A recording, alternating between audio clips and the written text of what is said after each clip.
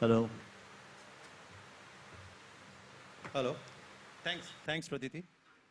Hello and welcome to the Kolkata Literary Meet 2022.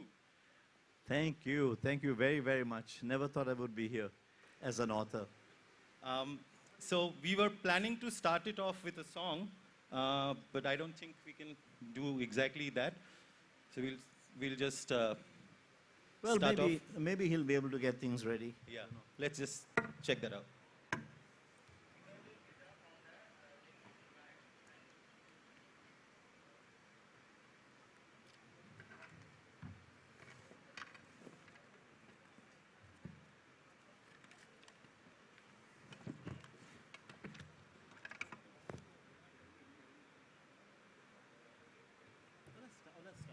Yeah.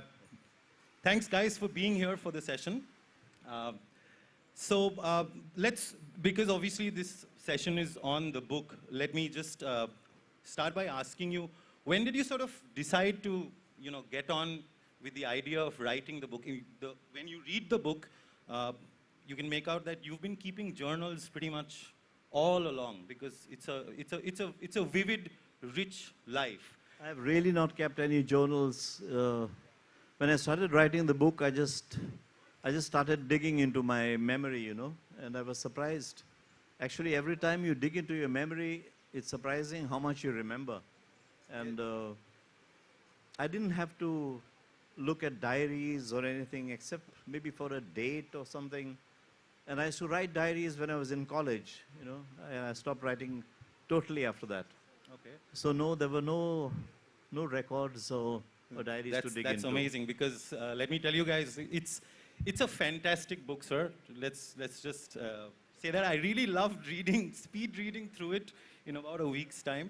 It's a really, really engrossing piece of work from a true blue rock and roller, old school true blue rock and roller from Goa, getting his music out. And it's important that there's a lot of the music is in English because that is definitely a language that was not given sort of importance prior to maybe you really exploding onto the scene back in the mid-80s onwards. So about the language we'll come back, but let's talk about Goa first.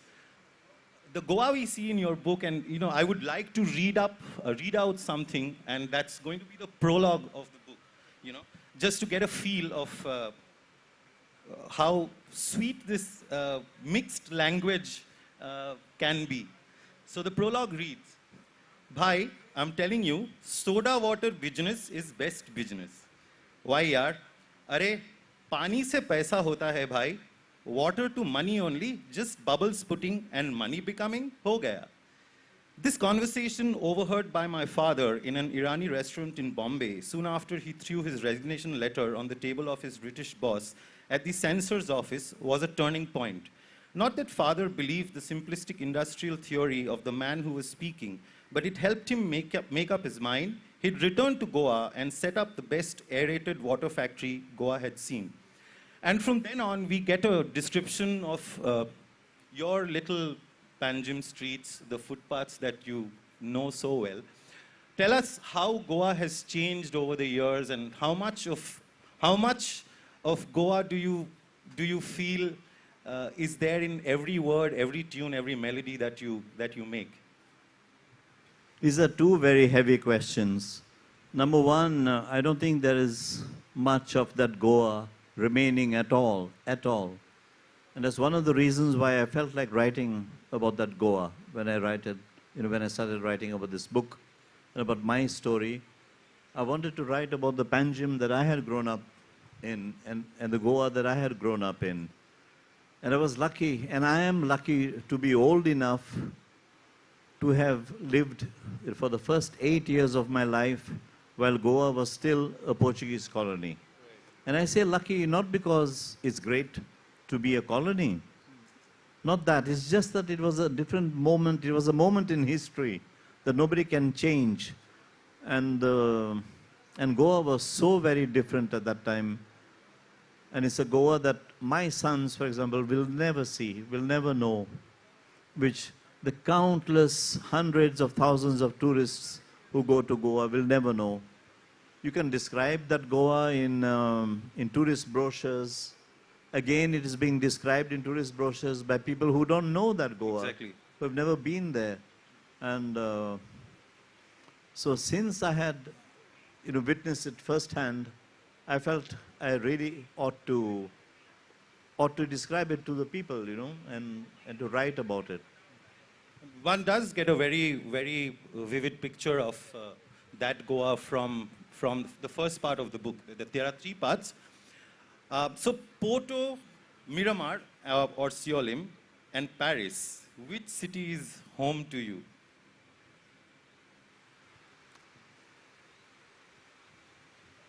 I think Goa will always be home to me, always. And especially the Goa which exists within the compound walls of my house, because there, within the compound walls, I have the control to keep it as I want it. I step outside the compound walls and I see garbage. I see plastic, thrown on the sides of the roads, into rice fields. I see disorder in the traffic, in the way people drive. I see illegal construction everywhere, rice fields being covered and ugly buildings being built over there. But it's only within my compound walls that I can, find the Goa that I used to know. It's sad, but it's true. It's overpopulation at its worst. It's not overpopulation, it's over, people coming from all over the place to settle in Goa. And they're being welcomed, they're being given illegal voting rights, by unscrupulous politicians. It's the end of Goa. Goa should have been given a special status a long time ago. Now it's too late.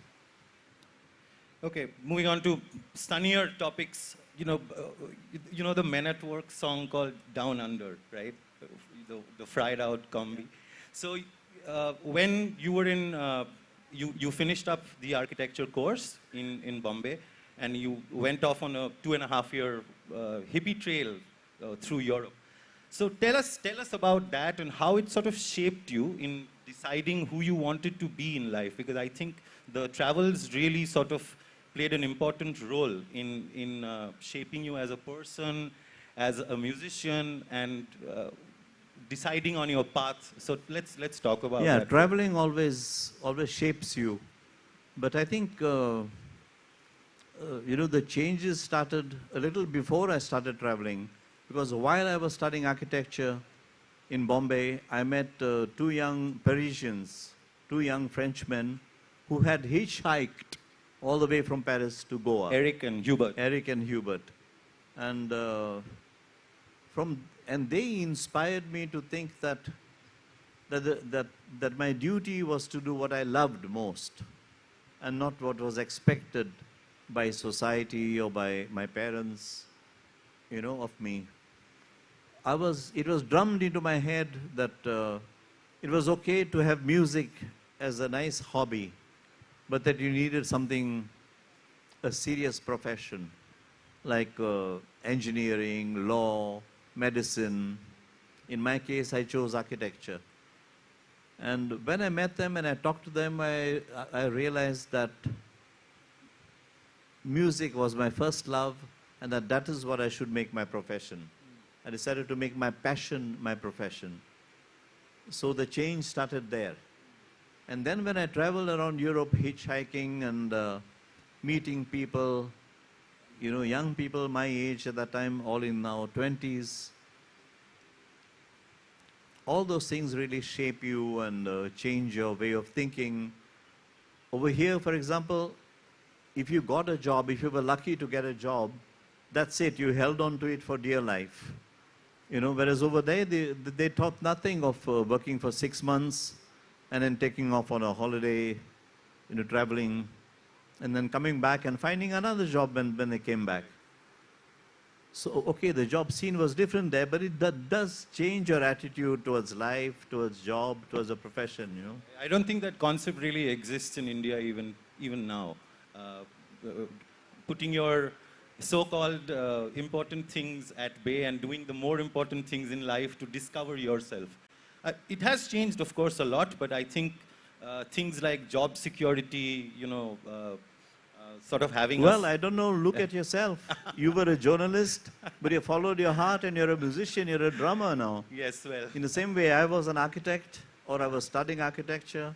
I completed the course, but I decided to pursue my, my passion for music more than. And Right, but I think these and are I think rare those are- examples. Yeah, I mean, Yeah. not to say that I am rare, but of course, you definitely made the path your own. There's somebody who's sitting in front row that we have to say hello to, and that is our diva, the grand dame Usha Uthup, who's referred in the book, by the way, Didi. That's the only Didi I knew when we were growing up, by the way. She's Hi, right Usha. here, and she definitely was one of the, sort of path-breaking lights showing us, even back in the 60s, that this was possible to do, doing what she did. So thank you, Didi, for being here so much. Thank you, Ucha. Wonderful having you here. Thanks for coming. So the other thing I wanted to ask is coming back to the language part of things, because reading the book and knowing your statements through and through, it's quite obvious that you didn't do music to have a career per se, because then you wouldn't have come back from Europe. You had enough opportunities to do things in Europe with different kinds of people, including the jazz fusion bands in Paris or in Germany. But you didn't stay on and just do that. You wanted to come back and do your own thing in India. But what was important was writing songs in English and having that independent English scene back, even though it was in Goa, having steadfastly sticking to writing in Konkani, which is obviously Goa's mother tongue, and English, and having that sort of a oeuvre going to make things happen for yourself. That was very important. See, the thing is that I was writing in English, okay, but what I was writing about is the important thing. Yeah, you talk about I that, was yes. writing about life in India. I was not writing in English and writing like a wannabe American singer or Absolutely. writing like a wannabe British singer. I was not doing cover versions. I was doing my own songs and my own songs about the situation in India. Absolutely, absolutely. And I was writing in English because unfortunately my Hindi is almost non-existent. Even with the lyric writers in the studio who were supposed to correct my pronunciation, I managed to say pyar to honai ta instead of tha. So I could not write in Hindi to save my soul. And so I wrote in English. And I was writing for an audience that was like me, I guess, English and Portuguese educated. And just a result of colonization. I don't think that people should be judged by what language they speak, because I know that there are people who speak perfect Konkani who have ruined Goa or who have worked for the ruin of Goa, who speak perfect Hindi and who are working for the ruin of our country. So speaking a certain language, and there are other people who speak English who are working with their hearts and souls to preserve Goa and to preserve India and to save India from a lot of damage. So the language is not important. It's what's in our hearts, that's important. I could write in English, so what? I wrote in English. Yeah. And the starting audience that I had was indeed college students who were studying in English. But I was writing songs about the state of telephones in India, for example. Graham Bell, this was almost like a nursery rhyme. Graham Bell, your dad and is just as well. Because if you saw the phones in India, you'll jump into a well. They were simplistic language, simplistic lyrics, but they were very reflective of the state of telephones in India. Although it was in English, the songs were in English, but they were about India. What I do, actually, what my question was not to talk about English in that sense, but what I sort of regret is that there was a healthy English language independent music scene in the country even 5 to 6 years back. I feel, as somebody who came from that sort of a scene, that I don't think people are writing enough songs in English that are talking about issues. It's either romantic songs that are going as indie independent music, or something else that Bollywood's picking up and doing things with. So, we come from a generation where in Calcutta especially, there were bands like Great Bear and High with Dilip Balakrishnan, the songwriter, guitarist, vocalist. And they sort of spoke about, so when they wrote a song called Politician, and then we went on in the 90s, later we got your album, which is Politicians Don't Know How to Rock and Roll. There was an instant connection, with High's song and you talking about stuff like that. It is something that lyrically is addressed, has been addressed in English independent music over and over again. But that's not seen these days so much. So what do you think has sort of happened to that situation? I don't think it's only in India. I think all over the world. Look at the 70s, the Woodstock generation, as we call it, had a lot of engaged songs, which are socio-political. They were serious songs about serious issues. And now it's disco, rap, and when somebody tries to write serious songs, at the time of Woodstock, the governments saw how powerful music could be, because music changed the mentality of a whole lot of America, and the whole voting process. It helped to change the voting process in America. And the government was caught unawares of the power of music. And now they've seen what it did in the 70s.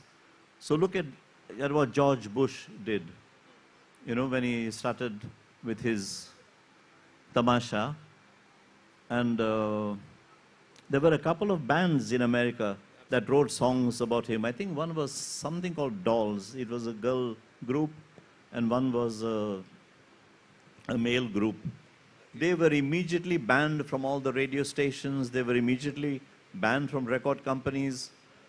So he cut the musicians' power. He nipped it in the bud, because he knew the power of music. So that's one reason, and also everything has changed. The youth today, I don't think, is very involved in causes, and in serious causes. It's who's got the latest mobile, who's got the latest Nikes, which is the latest restaurant, which is the latest pub that's open, which is the latest disco, who's your chick for this week, and who's your guy for this month. So it's a whole consciousness, I think, which has changed in the world, not just the language or the issues. So it's not specific to India, especially No, in it's not these specific. precarious times when, sort of, It's you not are definitely shut down. There is an air of fear-mongering that can... I don't think it's fear. I think it's apathy, more than fear. No one's bothered. They don't want to be really. involved. They don't want to be. Maybe they feel it's overpowered now by the so-called system. Overpowered by the system, maybe. But they know that, in the 70s, they thought they had won, and that they were going to change the world. We shall change the world. We shall make it a better world. But they saw that they were given one slice of the cake, but the rest of the cake was taken away from them in another way. So somehow or the other, they saw that the system always wins in the end. So that could be something that made the youth very pessimistic about fighting the system. Let me read out a little passage which is from your days in the band called The Savages, and how you recreated the whole Woodstock, when the Woodstock film was being shown in Bombay. So this is what it reads like. I did quite a lot of gigs with The Savages, but some stand out more than others in my memory.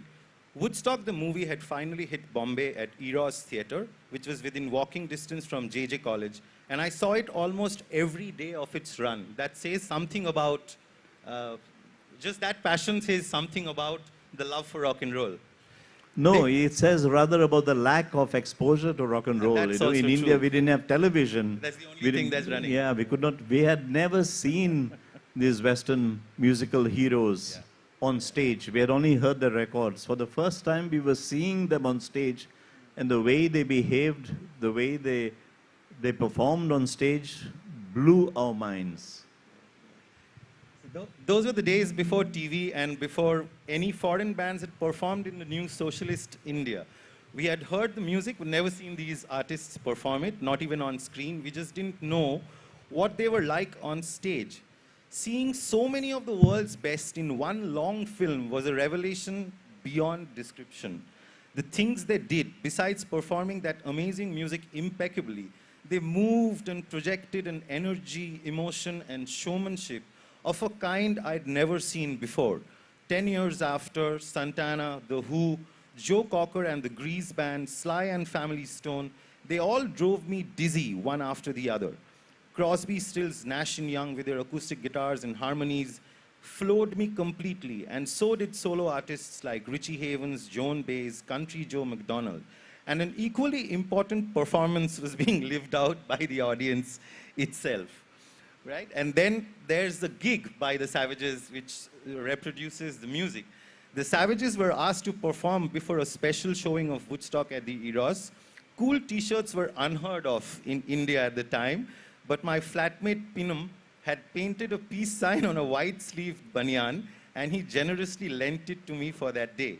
Lined up in front of the movie screen, we performed for a hall full of youngsters who, just like us, were living this parallel life in a parallel make-believe world. I love that because I think even in the 90s, when we were teenagers, we were still in that parallel world, what with MTV and all of that being a reality.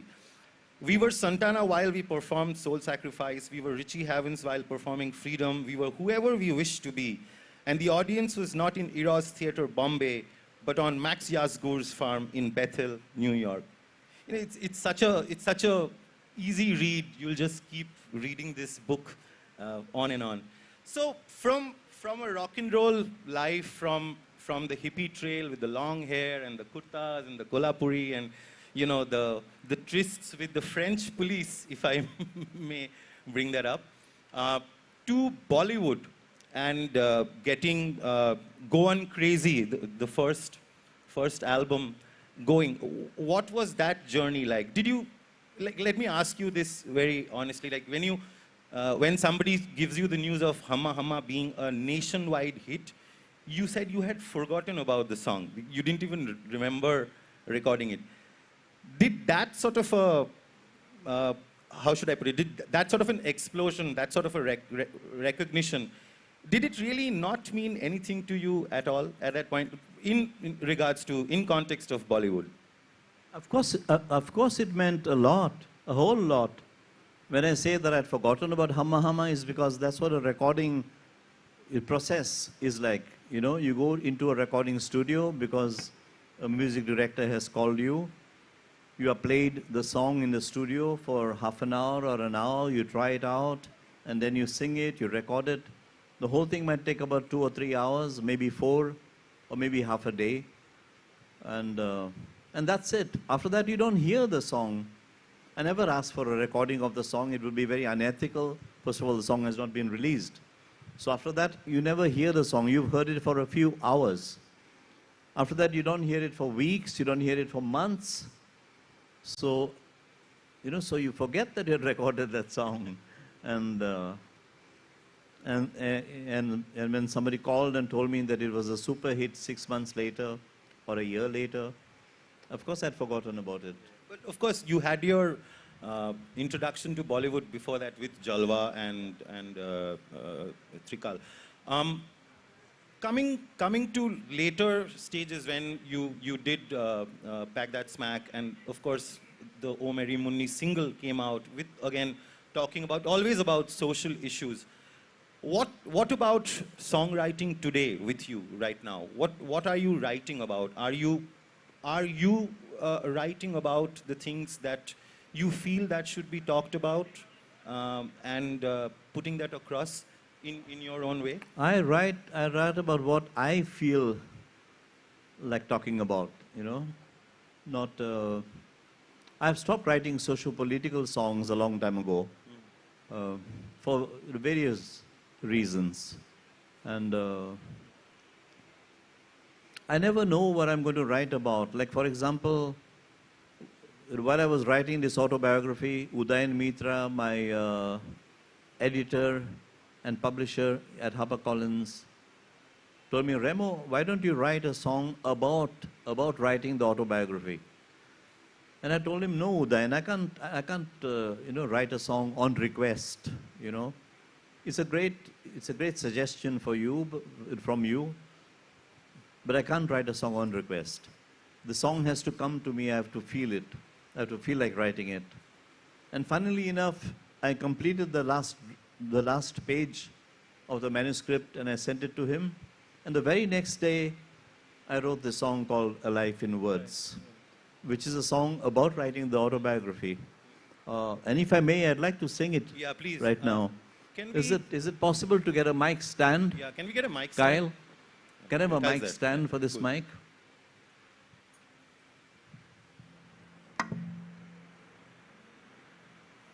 It's got a cable, right? Yeah.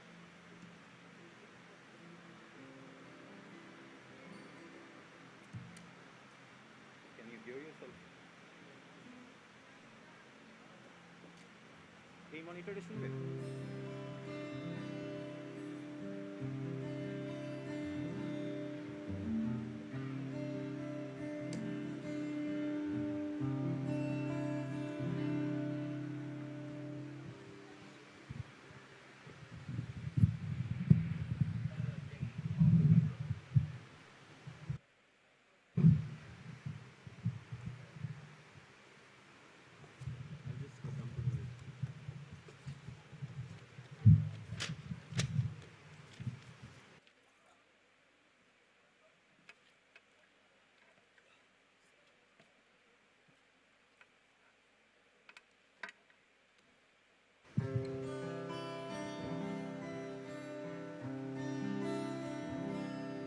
I tried to fit my life into 100. Sorry, it's not my guitar. It's a beautiful guitar, and I thank the person who lent it to me.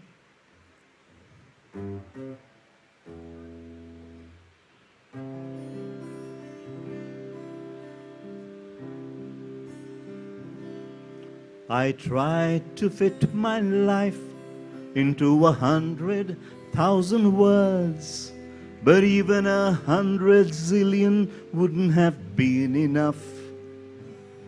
I tried to cut my story short, but that's a thought I had to abort.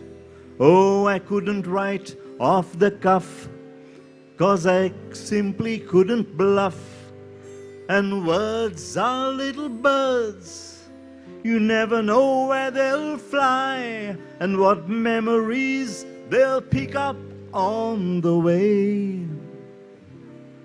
For they never follow terms, they're prone to dig up worms, or to sing a song and brighten up your day. Fly away, fly away, up above the clouds, away from the crowds. Fly away, fly away, fly up to a place where there's only you and me. Memories which are beautiful, memories which are painful, memories which are artful, they're full of life is life. Memories which are blissful, memories which are hurtful, memories which are wishful, they all make up a life, make up a life, my life.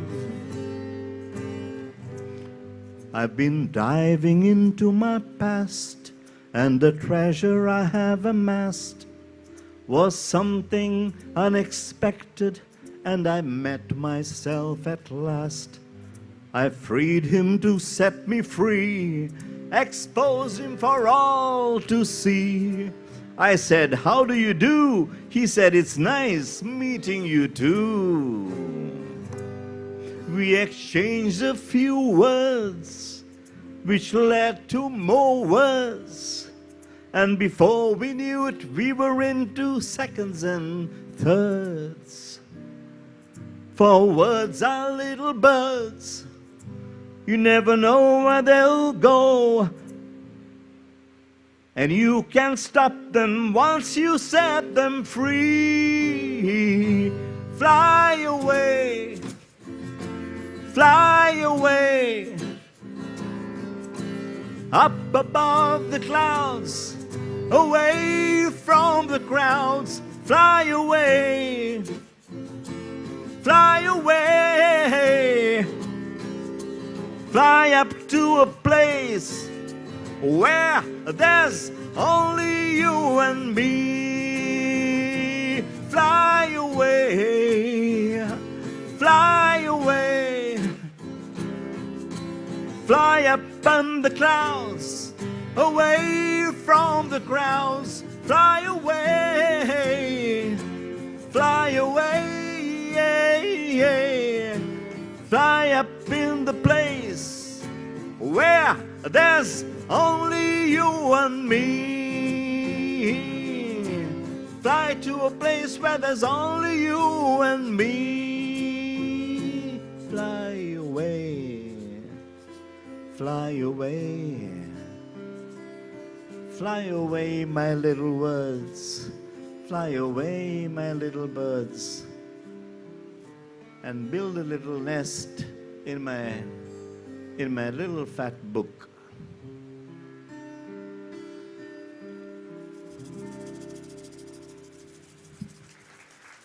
Thank you. I still don't know all the lyrics by heart. I had to write them down. I just wrote this song when I completed the book. I think we'll continue with some more songs. Maybe later. Okay. If there is time.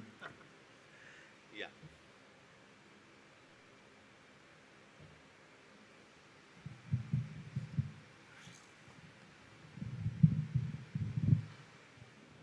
Right.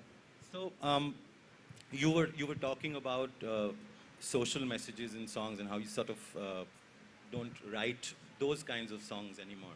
But when you say that you write about whatever you want, what are the songs that are coming to you in these, especially these post-pandemic times?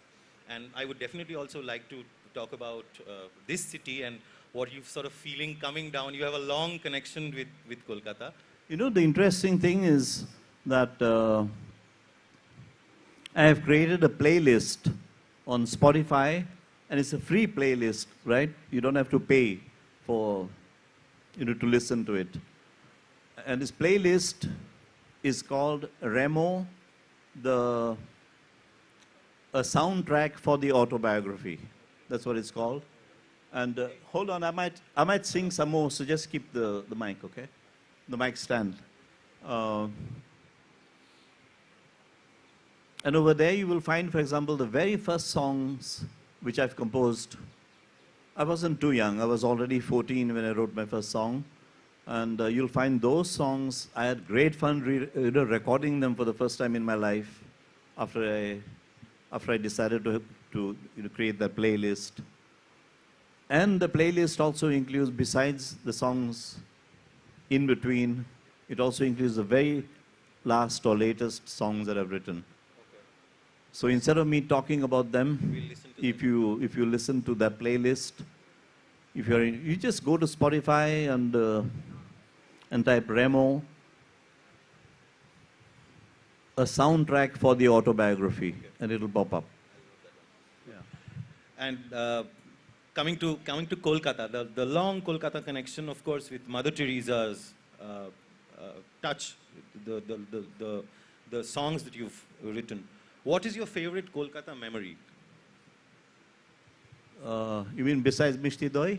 Yes, of course.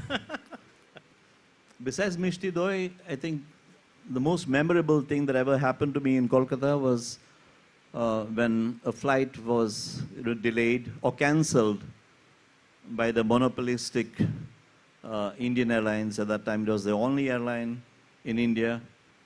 After a concert here, no flight tomorrow, that's it. And I had this extra day in Calcutta and I didn't know what to do with it.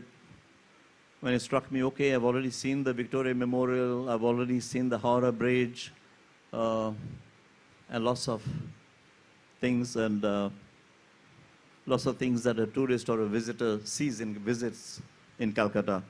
And then it struck me, Mother Teresa is in Calcutta. Why don't I go and visit a home or some homes of hers?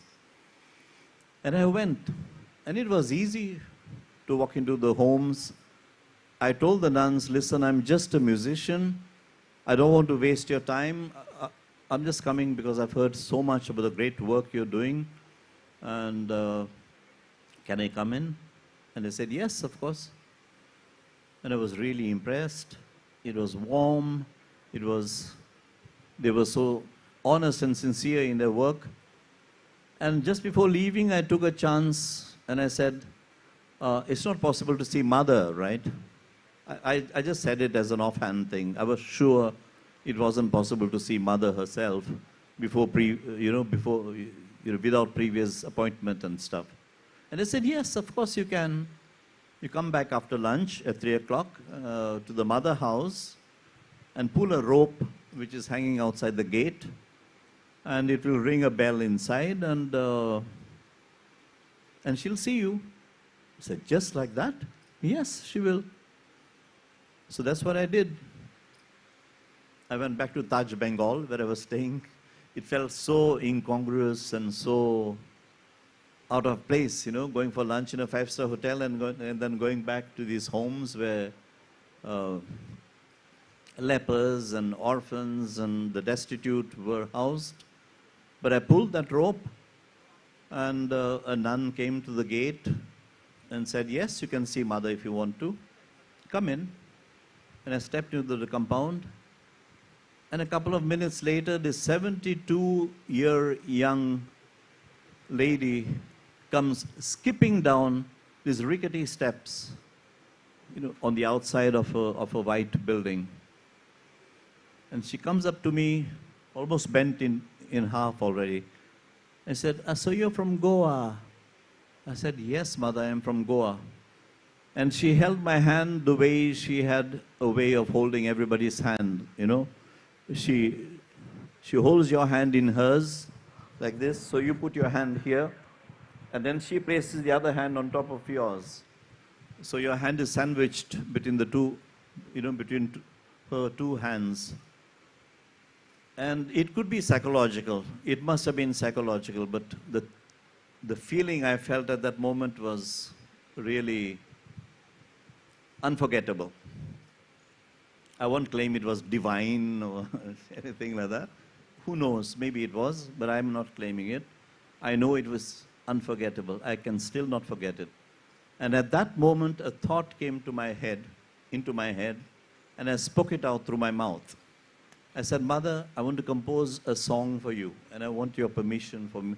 Just a minute in your presence is enough inspiration. I want to compose a song for you, and the royalties from that song will be my small, little, insignificant contribution towards your work. And she said, very good, my son, but do it with love. I said, of course, I'll do it with love. What else can I do it with, is what I thought. Okay, so the meeting lasted a couple of minutes, and I told her I was leaving. On the flight back from Calcutta to Bombay to Goa, I had never written more than one song a day in my life. Never. It doesn't happen. You write one song and that's it. It takes up days of your life, in your mind, in your heart. On that flight, I wrote 4 songs, which I'd never done before. 4 songs with all lyrics and everything. It's just a 2.5 hours flight. One was meant to be sung by Mother Teresa, one was meant to be sung by the Pope, one was meant to be sung by the Mother Superior of Loreto Convent, where she first worked as a teacher. And one was meant to be sung by this character that just came into my mind, whom I invented at that moment, whom I called the slum bum. He was like a dada of the slum, and he wanted to be a film hero. He was a wannabe film hero. He had his dirty white pants and a stained and torn red shirt and a yellow handkerchief, sweaty, stained, yellow handkerchief tied around his neck, grease in his hair, trying to look like Rajesh Khanna at that time. And he was very skeptical about this white woman coming into his slum. And he tried to frighten her off with this song, with his first song that I wrote. Anyway, I wrote these 4 songs. Eventually, he becomes her greatest supporter and fan, once he sees that this white woman had come to stay and not just to come and pretend to do social work and run away after half an hour in his slum. I wrote these 4 songs. I went back to Goa and I tried to find singers to record them. But I could not find the right singers in Goa. There are great singers in Goa, but none of them have theatrical experience. And since the songs were telling a story, they had to be sung by people who had some experience in theater, to be able to portray the popehood of the Pope. And so I set them aside and I told myself, when I have the time, eventually I'll get my theater friends from Bombay to sing them. But not right now because I'm busy with other projects. I'll do it after some time. And that some time took 27 years. In the meanwhile, Mother Teresa died. A lot of changes took place. And eventually, when my life changed and I decided to settle in Portugal for half the year, every year, all those 27 years, the memory of that project was there in the back of my mind. It never left me. It kept nagging me, in fact. And when I was in Portugal, I decided now is the right time. And I started re-recording that first song. And I was so happy. It was sounding so much better with the new instruments, the new equipment I had in my studio. It was sounding so much fuller. But a very strange thing happened on the morning after I finished recording that first song. I was taking a shower when the idea for another song came, which was following this one. And by the time I completed my shower, again, the lyrics, the melody, the main lyrics and melody were ready. I had breakfast, I went straight to the studio, I started recording that song. And I completed that song in 2 or 3 or 4 days later. And the very next day or the very same night, an idea came for yet another song, which was following in a linear manner. While the first 4 songs were disjointed, this thing started growing into a story, one song following the other. And before I knew it, I had written an opera, And I'm saying an opera and not a musical because I went and Googled the meaning of musical and the meaning of opera. Opera sounds very grandiose, I know, but there's nothing grandiose. The only difference between a musical and an opera is that an opera does not have any spoken words. A musical has spoken words between songs, and in an opera, everything is sung. So this one turned out to be an opera with every line sung in it. And when I almost completed it, I started asking myself, my God, I know nothing about writing an opera. How did this happen? How is this happening? One man writing the music and the lyrics. And do I even know how long an opera is supposed to be? I was scared to time my opera. I didn't know whether I had overdone it or underdone it. But I finally looked at the timings of operas that I love, like Jesus Christ Superstar, Cats, and I saw that they were all more or less 2 hours long. And then with trepidation in my heart, I timed each song in my opera. And it turned out to be 1 hour and 57 minutes long. Wow. It was almost 2 hours. There were 3 minutes remaining, and then I composed the overture for the opera, and it was exactly 2 hours. And there were lots of incidents like this which it kept on happening while I was recording, while I was composing, writing, and recording that opera. And I felt that throughout it, I could feel the hand of Mother Teresa on my shoulder. Invisible touch. Yeah, the invisible the touch. Genesis song. Yes. Helping me, Yes. guiding me, whatever, chiding me whenever I went astray. And I told myself, okay, now I've completed this opera. I'm going to Goa on a holiday. And Xenia and I went to Goa on a much needed holiday. And by the way, I found 35 singers for that opera that suited their parts perfectly. An Italian, a real pizza munching Italiano for the Pope, for the part of the Pope. I found so many British people who sang their parts perfectly. A Frenchman, an American who gave her the award, the American award that she got. And I said, okay, I finished one, Do Before I Die project. And I went to go on a holiday. And before I knew it, the pandemic broke out. So I was stuck in Goa without being able to come out. And I said, this is the right time for my second Do Before I Die project, which is writing this book. And I won't stop it before I finish it. And that's when I started writing, when I restarted writing the book. And now the pandemic is kind of getting over and it's just been published. So to me, personally, it was a blessing in disguise. And that's it. Now the two things before I die are done. But I don't want to die. It's all in good time. Okay, so it was a lovely talk. I'm sorry I spoke so much at such length, but sometimes I get totally carried away. We'll just open it up to audience questions. One audience question.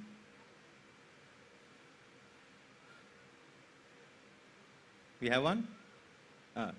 Okay. Good afternoon to Hi. the panel.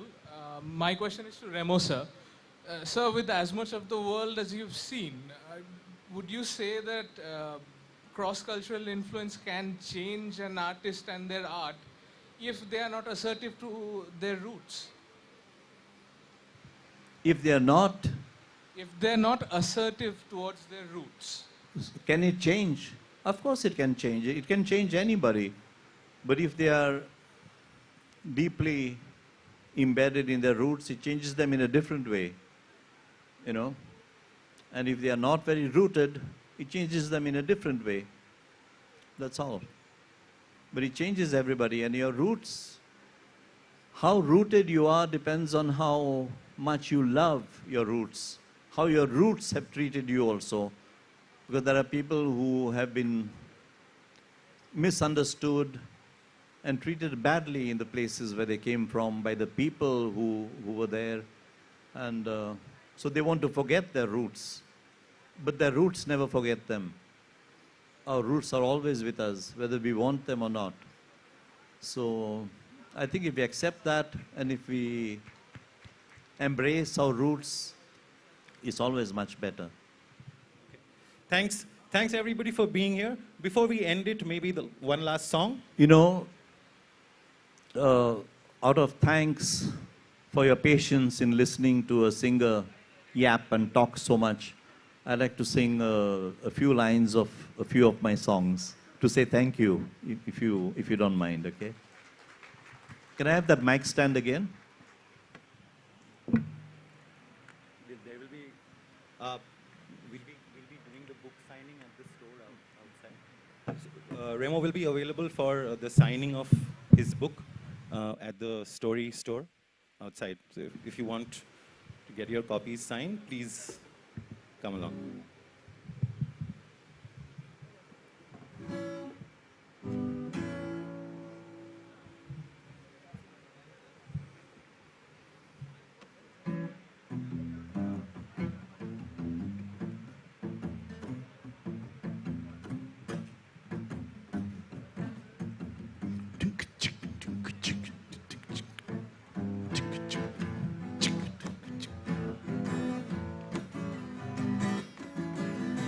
Oh, Mary Munni, Munni Munni baby. Oh, Mary Munni, Munni Munni baby.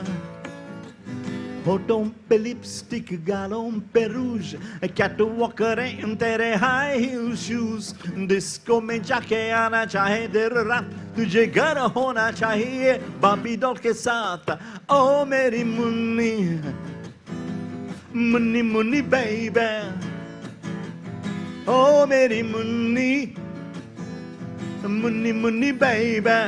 You know something, the first time that I performed in Calcutta, I was shocked at the silence from the audience because I was used to having people clap and sing along and everything, and I thought that the audience hated me. And during the interval, I was backstage and I told the organizer, man, this show is a failure. I'm sorry, the audience don't like me. He said, what makes you think so? I said, there's silence. And he said, my God, what did you expect them to do, make noise while he's singing? We are Bengalis, we respect an artist. We never disturb a singer while he's singing. But I'm sorry, I come from this uncouth place called Goa, where people sing and clap. So please disturb me, okay? If you feel like singing along, if you feel like clapping along, please do it, okay? Oh, Mary Munni, Munni Munni baby. Oh, Mary Munni, oh, Munni Munni baby. होठों पे lipstick गालों पे रूज catwalk करें तेरे high heel shoes disco में जाके आना चाहे देर रात तुझे घर होना चाहिए बॉबी डॉल के साथ पाक चिकडुम पाक चिकडुम पाक चिकडुम पाक चिकडुम पाक चिकडुम पाक चिक पाक पाक पाक पाक पाक चिकडुम पागा. एक हो गए हम और तुम उड़ गए निंदेरे और खन की पायल मस्ती में तो कंगन कन के रे हम्मा हम्मा हम्मा हम्मा हम्मा हे हम्मा हम्मा हम्मा हम्मा हम्मा.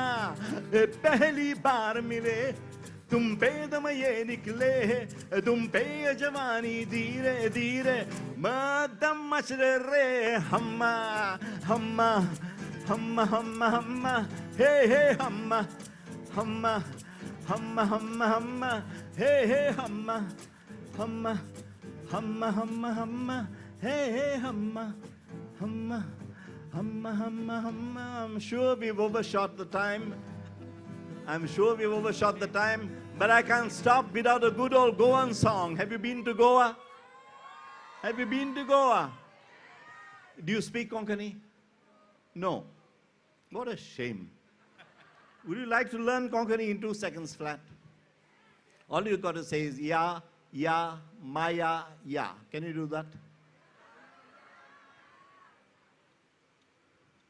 All together. Ya, ya, maya, ya. And now you do it with the beat and with the rhythm and with the melody, okay?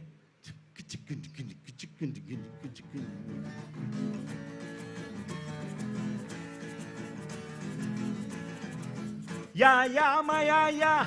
Ya, ya, maya, ya. Ya, ya, maya, ya. Ya, ya, maya. Your turn.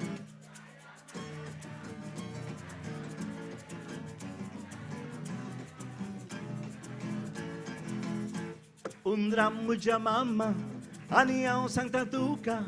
Undram mama, anião santa tuca.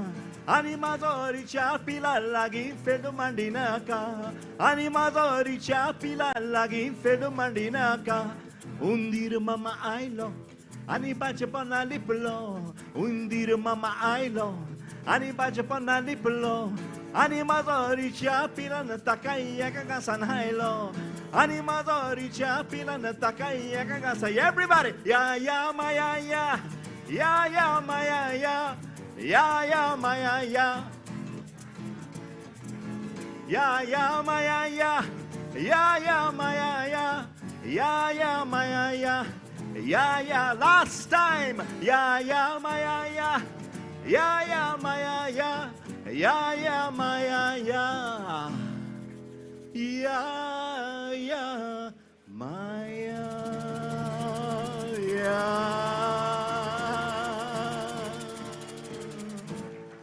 Thank you very, very much. Thank you. Thank you very much. Thank you. Thanks for this conversation. And thank you, KLM, for inviting me. Always wanted to attend a literary festival as a lover of books. Never ever thought I would attend one as an author. I still can't think of myself as an author, but here I am. And thank you for listening to me. Thank you. Thank you so much, Mr. Fernandes. We hope this is the first of many visits to the Kolkata Literary Meet. And thank you, Orko, for that wonderful conversation.